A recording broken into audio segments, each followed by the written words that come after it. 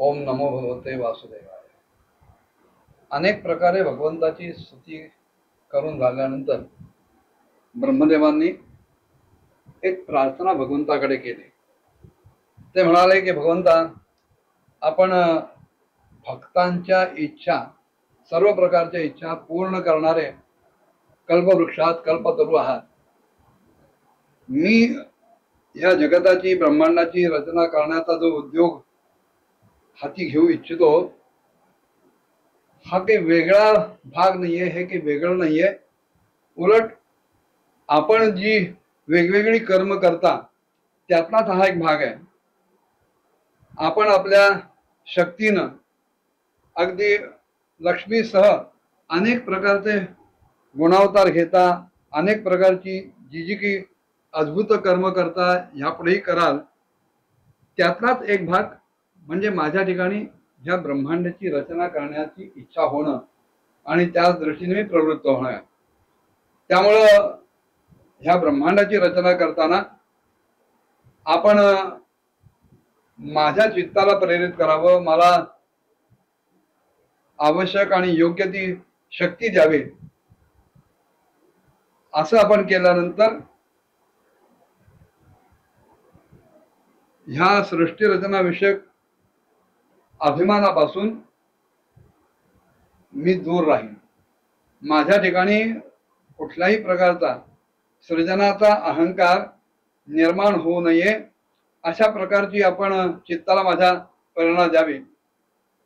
वास्तविक पाहता प्रलयकालीन जलामध्ये आपण शयन करत असताना आनंद शक्ती अशा आपल्या परमपुरुषाच्या नाभिकमलातून माझा जन्म झालाय आणि मी अन्य काही नसून आपलीच विज्ञान शक्ती आहे। त्यामुळं ह्या जगताच्या विचित्र रूपाचा विस्तार करताना आपल्या कृपेमुळं माझ्या ठिकाणची जी वेदरूप वाणी आहे तिचं उच्चारण कधीही थांबू नये, ते उच्चारण कधीही लुप्त होऊ नये। आपण अपार करुणामय पुराण पुरुषात भगवंता आणि आपल्या परमप्रेममयी अशा स्मितहास्यासह आपण आपले नेत्रकमल उघडावेत, विकसित करावेत आणि या शेषशय्येवरून उठून विश्वाच्या निर्मितीसाठी आपण आपल्या अतिशय गोड अशा मधुर अशा वाणीनं माझ्या ठिकाणी असलेला जो विषाद आहे, जी खिन्नता आहे,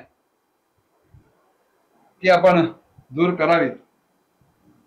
मैत्रेयी विदुरांना सांगतायत, विदुरजी, अशा प्रकारे तप, विद्या आणि समाधीच्या योगानं आपलं उत्पत्ती स्थान असलेल्या श्री भगवंताला पाहून आणि आपलं मन आणि वाणी यांच्या शक्तीनुसार भगवंताची अपार स्तुती करून ब्रह्मदेव थकले, दमले आणि मौनात गेले, पुढे काही बोलूच शकले नाही। आणि त्यांची अवस्था बघितल्यानंतर भगवंतानं बघितलं, त्यांच्या लक्षात आलं की ब्रह्मदेव ह्या प्रलयात अफाट पसरलेल्या पाण्याला बघून घाबरले दिसतात आणि लोकरचना करण्याच्या दृष्टीने त्यांच्या ठिकाणी